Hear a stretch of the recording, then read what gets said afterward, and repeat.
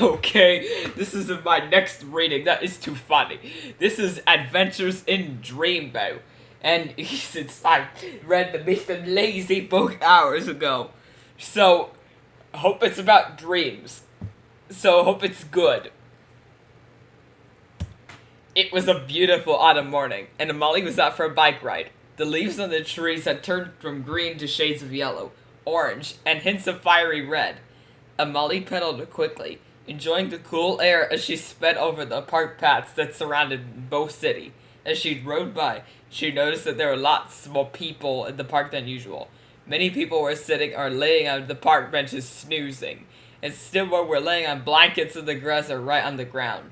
Molly had the feeling that just about everyone was sleeping, or at least trying to. When she got into downtown Bow City, Molly realized that it was just more than just a feeling.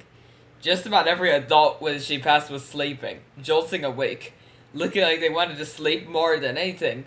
Why is everyone so drowsy? Molly wondered. She parked her bike and walked down the street to have a closer look. Everywhere people were nodding off, but most slept only for a few seconds before jolting awake again. Behind her, someone yawned as she turned to look. A man started to fall right on top of her. Instinctively, Molly jumped back and caught the man's head and shoulders just before he hit the ground, breaking his fall. "Mister, are you okay?" she asked the man, worried that he was ill. At first, he just lay there, unmoving, and Molly was just about to check if he was breathing when he suddenly bolted upright, asking, "What happened? Where am I?" "You fell asleep," Molly told the man as she helped him over to sit on a bench. "I must have," he answered, "because I remember having a dream just now. It's the same dream I've been having for 2 or 3 nights, and it's so strange that it keeps waking me up. I'm so tired I haven't got good sleep in days." "What kind of dream is that?" Molly asked, feeling curious. "Just something silly," he answered, blushing. "Everywhere I go, I meet chickens. My cupboards are full of chickens. There are chickens in my bathtub, chickens in my car, chickens in my bed, and chickens everywhere." That's strange," Molly told him. "Last night I had a dream about chickens, too." The man thanked her for helping him and slouched on the bed trying to nap. Molly went back to her right and rode out towards the reading helix. When she arrived, Molly locked up her bike and hurried inside the reading helix to find her friends. They were all sitting at a big round table, except Isha, who was shelving some books behind the checkout counter. "Isha, can you come over here for a second?"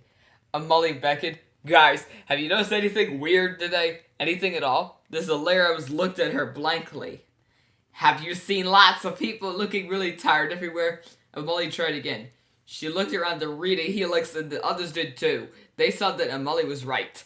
Most people they saw were slumped over tables snoozing. Most of the adults anyway.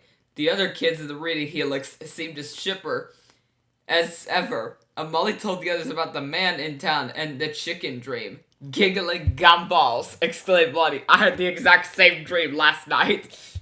The others admitted that in the last few days their dreams had been sillier than usual, but they just thought they were extra fun and certainly weren't bothered by them. "Maybe it's just adults then," suggested Ace. "Right," agreed Gru. "We kids are used to having goofy dreams, but maybe adults aren't and the dreams are keeping them from sleeping well." "Why would anyone be having zany dreams all at the same time?" asked Oscar. "Now that's weird." "Maybe we should go see Xena and Professor Bard," suggested Isha. "They're adults, so maybe they have trouble sleeping too." The Zolaras all agreed that this is a good idea, and they headed to Professor Bard's office and rang the bell. There was no answer, so they tried again and knocked loudly. Finally, the door cracked open. There was Professor Bard in his nightshirt and cap, looking tremendously sleepy. "Hi guys, what's up?" said the professor with a yawn. "Hi, Professor," replied Oscar. "We wanted to see if you were having trouble sleeping at all, like other adults in Bow City." "What do you mean?" asked Professor Bard. Just then, the mailman came walking up to open up the post-op box in front of the office. He opened the mailbox up, leaned over, and promptly fell asleep on top of it. "Oh," said Professor Bard. It's everywhere, Professor, Abali told him. People were dozing off all over town, and it seems to be because of goofy dreams. You're right, answered the professor. I like silliness as much as the next guy, but not in my dreams. For me, a great dream would be riding the roller coasters at Funbo.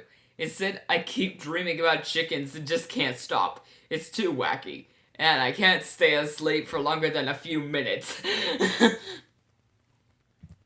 The professor got changed, then joined the Zaleros. As they walked to Xena's lab, they noticed cars parked all over the road with drivers dozing over their steering wheels. People were laying down under trees and even in the middle of the sidewalk. When Xena answered the door, she also looked like she hadn't slept in days. She groggily welcomed the Zaleros into her office and poured some coffee for Professor Bard and herself. The Zaleros told her how the whole city seemed to be affected by the silly dreams, and she nodded in agreement. Every time I shut my eyes, Xena explained, I find myself sleeping that I'm walking on the ceiling and the whole world seemed turned upside down. This is serious, Zaleros, said Professor Bard worriedly. If this keeps up, people will start falling asleep anywhere, anytime, and they could start getting hurt. The professor is right, guys, exclaimed Xena. All sort of chaos could begin if people can't get enough sleep. Power stations could melt down. Dams might burst and more. We've got to figure out what's going on with all these weird dreams.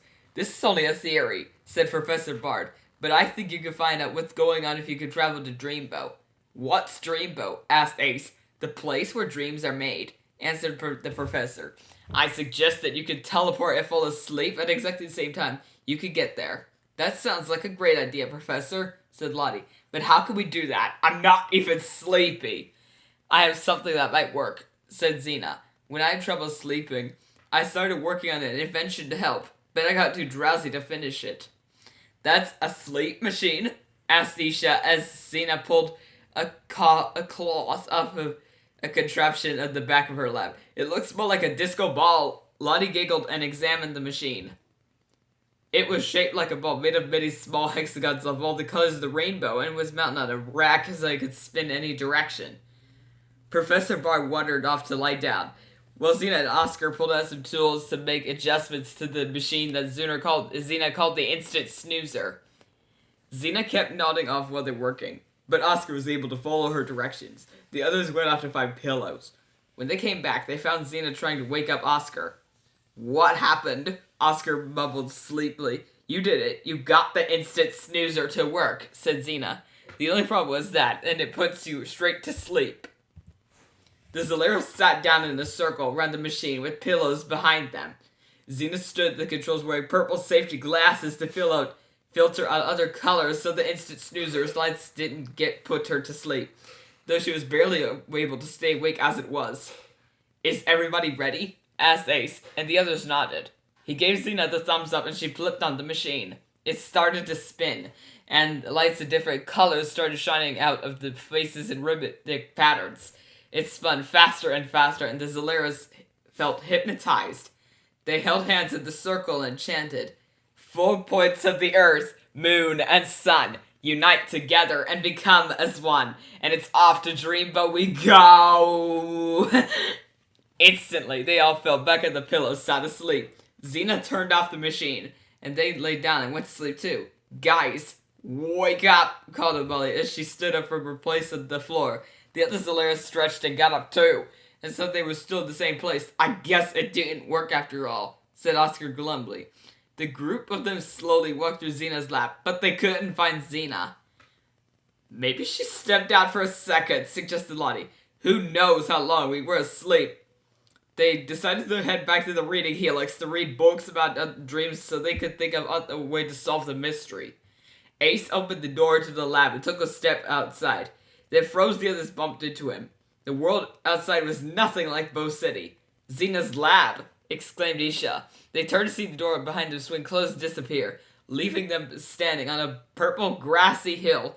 DreamBo, shouted Amali. We made it. A loud oinking sound came from above them, and they looked up to see a herd of pigs flying overhead.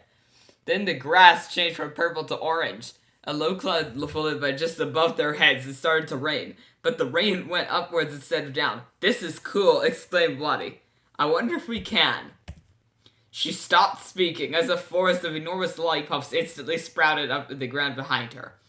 We could imagine anything. Ace finished Lottie's sentence in disbelief. Hey, check this out. A huge octopus with 20 eyes suddenly appeared, juggling pumpkins. Molly took a running and flipped, then jumped up into the air about 100 meters before landing back down again. Oscar turned himself into a jet and streaked across the sky that Isha was busy painting with beautiful electric colors. The Zaleros were having a ball, creating everything they imagined.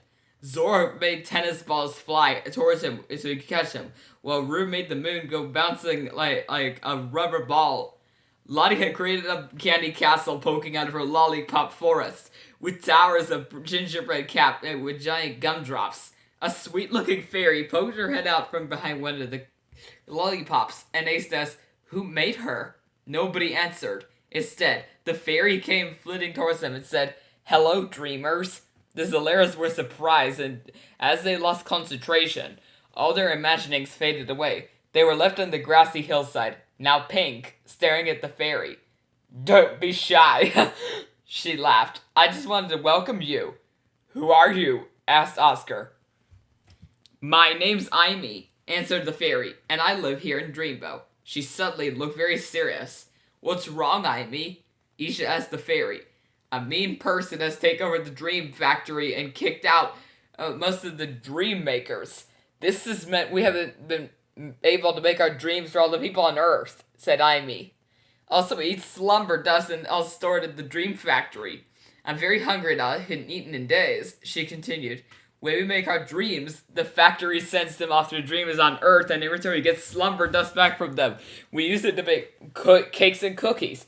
It's all we eat." "Oh no, that's terrible," responded Isha. "But it gets worse," continued Amy. "That mean person has locked some of the dream makers in the factory and is forcing them to make goofy dreams day and night." Rue whistled and said, "That explains why everyone is having silly dreams."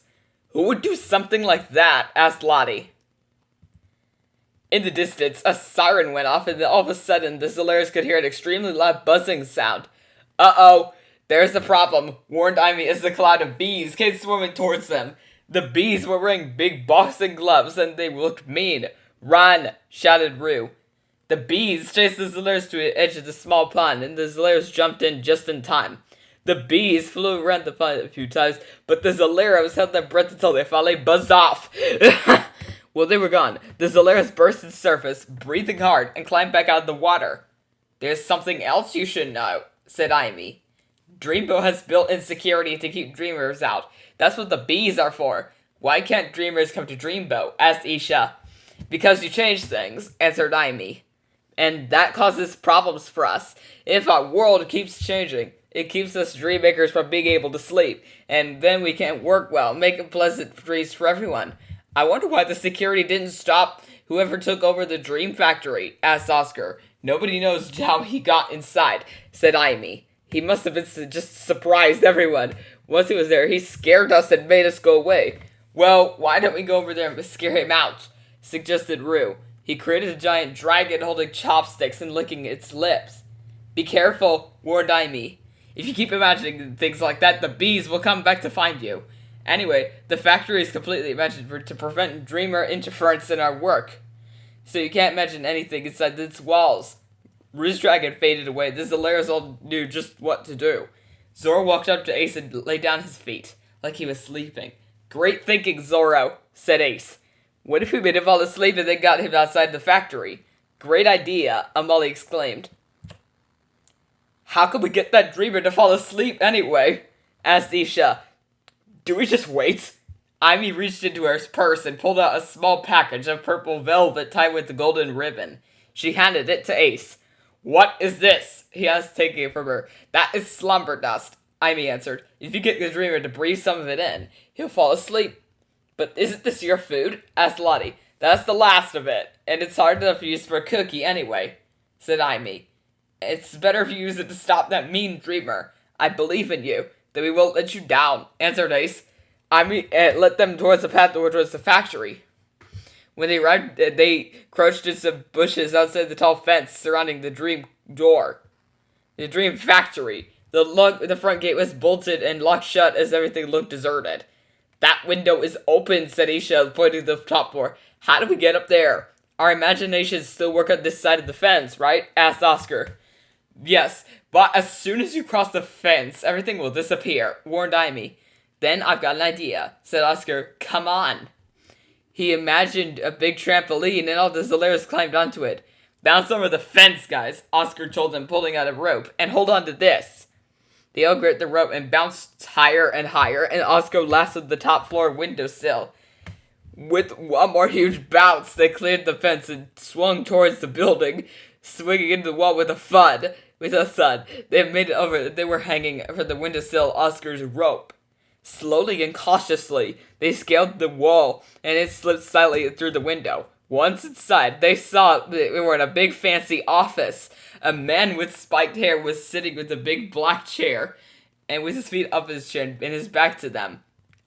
I know that hair, whispered to Molly. That's Dr. Weevil. Ace knew he had to act fast. He snuck right behind the chair, opened the package of slumber dust, and quickly sprinkled it over Dr. Weevil's head. Achoo! Sneezed Dr. Weevil. What was that? He spun around, his mouth dropped over to see all the Zolaros there. Zolaros? Will you never leave me alone? Get out of here! He screeched, leaping towards them. They scattered and ran out the door before he could catch them. I'll get you, Zolaros. Don't think I won't, shouted Dr. Weevil as he raced behind the Zolaros. They ran all the way down the stairwell and found themselves at the big open floor of the factory. Dozens of dream makers were slumped over the dream weaving machines, and they all snapped their heads up and cheered as the Zolaros shot by Dr. Weevil with the hot pursuit. They burst through the front door of the factory out into the big yard in front. Dr. Weevil was far behind them, wheezing, and they stopped and they were in the middle of the yard trying to face him. Giving up, eh? Panted Dr. Weevil out of breath. Not at all, said Molly. We're just getting started. Suddenly, a huge marshmallow fell out of the sky and landed in the sky, covering Dr. Weevil in white goo. Great imagining, Molly, said Ace. The marshmallow didn't last long. It turned into milk and soaked into the ground, leaving behind to surprise Dr. Weevil. You can imagine inside the factory? I thought it was impossible, said a surprised Dr. Weevil. But if you can't, then so can I. Ace made his huge 20-eyed octopus reappear and grabbed Dr. Weevil, but Weevil imagined a giant robot with a ray gun on its head that blasted the octopus's arms. Lottie turned the ray gun into a whipped cream gun, but Dr. Weevil turned the whipped cream into ice, freezing the octopus. The battle raged on. Zora created 1,000 puppies who licked Dr. Weevil all over, but Weevil made them into fluff, which blew away. Then he created a volcano in the middle of the yard, sprang the Zolaros with lava that turned into feathers. The Zolaros were working hard to keep Dr. Weevil occupied, but it was a tough battle, and they were forced to keep backing away towards the gates. Isha made a great big wave out of orange juice, but out of nowhere, and washed over Dr. Weevil, but he simply covered himself with a huge glass bowl. Is that the best you can do, Zolaros? Asked Dr. Weevil wickedly. He created a series of explosions to push them further back in defense, and made a huge flock of birds fly by and drop buckets of paint. That was all the Zolaros could take, and they turned on their heels and ran out the open gate, slipping and hiding in bottles of paint and orange juice. Dr. Weevil snickered as he watched them disappear. Then suddenly he noticed the gate had been unlocked. How did they open the gate up? He asked himself. But it wasn't important. He had one and they were gone. He hurried back up to the office to get the key so he could lock the gate before anyone knew it was open. Dr. Weevil marched into his office and over to the back right corner where he lifted up the carpet, revealing a trapdoor in the floor. He opened the trapdoor and saw the keys for the front gate, the slumber dust room, which had almost kept locked so he could control how much the dream makers got to eat. Suddenly, he was startled by a noise from behind him, and he turned around to see himself snoring away in his big black office chair. His feet were up on the table, and all the Zolaros were standing behind him. He had dreamed the whole battle with the Zolaros. Dr. Weevil was shocked and instantly woke up. The Zolaros saw his eyes open and dashed out of the room, so he could only saw Zoro's tail disappear out of the door. Dr. Weevil raced to the corner where the trapdoor was left open and saw the Zaleros had taken the keys. "Those sneaky Zaleros tricked me!" Dr. Weevil screeched as he took off in hot pursuit. This time, in real DreamBo, the dream makers of the factory cheered as the Zaleros ran out of the factory with the keys. When they saw Dr. Weevil coming, instead of letting him shoot past, they surrounded him and blocked his path as best they could. But he still managed to squeeze past them. He ran as fast as he could towards the gate, but he was too late. Lottie had sped ahead on her supersonic skates and already had the key turned in the lock, and the other Zaleros caught up with her and pushed the big gate open. No! Wailed Dr. Weevil, following them out of the factory. He ran right into Amy and dozens of other Dreammakers blocking the entrance to the factory. The Dreammakers pushed Dr. Weevil back into the factory yard so he could use his imagination to escape. He turned to run back to the factory, but the other Dreammakers he had imprisoned in the factory were right behind him. He was surrounded. "Why'd you do it, Dr. Weevil?" Ace demanded. "Don't you understand?" Dr. Weevil answered. "All those great goofy dreams keeping everyone awake, it was the perfect way to create chaos." With that, he pushed Amy out of the way and made a break over the other side of the gate. "He's getting away!" shouted Amali. Then they all heard it. Even Dr. Weevil froze. What was that sound?" he stammered. The buzz of the bees grew extremely loud as they swore down onto Dr. Weevil. They plonked him on the head with their boxing gloves and stung him in the bottom again and again. He ran around yelping and trying to cover his bottom of the head at the same time until he suddenly disappeared. "Where did Dr. Weevil go?" asked Rue. "He woke up," answered Amy. "I don't know how you dreamers did it, but you saved the day. We Dreammakers are free now, and we can share the slumber dust and get back to making sweet dreams for all of you too." "Speaking of which," said Amali, "we had better get back home to see how everyone is doing." The Zaleros said goodbye to their new friends and Ivy gave them a big hug to thank them for saving DreamBo. "We're going to miss you," said Lottie, her eyes watering. "Don't worry, Lottie," answered Ivy. "We'll send you sweet dreams to help you think of us. I especially like the ones with rainbow bubblegum and flying unicorns," laughed Lottie. The Zaleros stood together in a circle, touched their medallions, and said their chants. Only, it didn't work.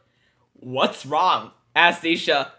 "Please don't tell me we need the bees," said Lottie. "I think I know what the problem is. Let's try again," said Rue. They said their magic chant again, and right at the end, Rue made buckets of ice-cold water dump on all of their heads. Ah! All the Zaleros jumped to their feet and dripping wet. They are back at Xena's lab, and she was there too, sleeping on the floor. Ace ran to open the door and look outside, but this time he saw Bo City and called out, "We're back!" The sun was just setting, but the Zaleros didn't feel the least bit tired. After all, they had been sleeping all day. The chaos in the streets was gone, and they could see people napping peacefully under trees, on benches, and just about everywhere else. Xena woke up and stretched, and got up and walked over to the door where the Zaleros were looking outside. "I don't know what you guys did, but it worked," Xena said happily. "I just woke up for the best sleep I've had in days." The Zaleros told her about her instant snoozer had worked, and how they transported to DreamBo to find Dr. Weevil and control the Dream Factory. "Dr. Weevil?" asked Xena, surprised. "How did you stop him?" "Well, actually, he stopped himself," said Ace, grinning. "Ah, Zaleros, glad to see you're all right," said Professor Barge, shuffling to the door. "Hi, Professor. Did you have a good sleep?" asked Molly. "Oh, the best ever," replied the professor, "though I did have one weird dream. I can hardly remember it. Oh, yes. There was a giant octopus, and it was covered in whipped cream that was coming from a huge robot."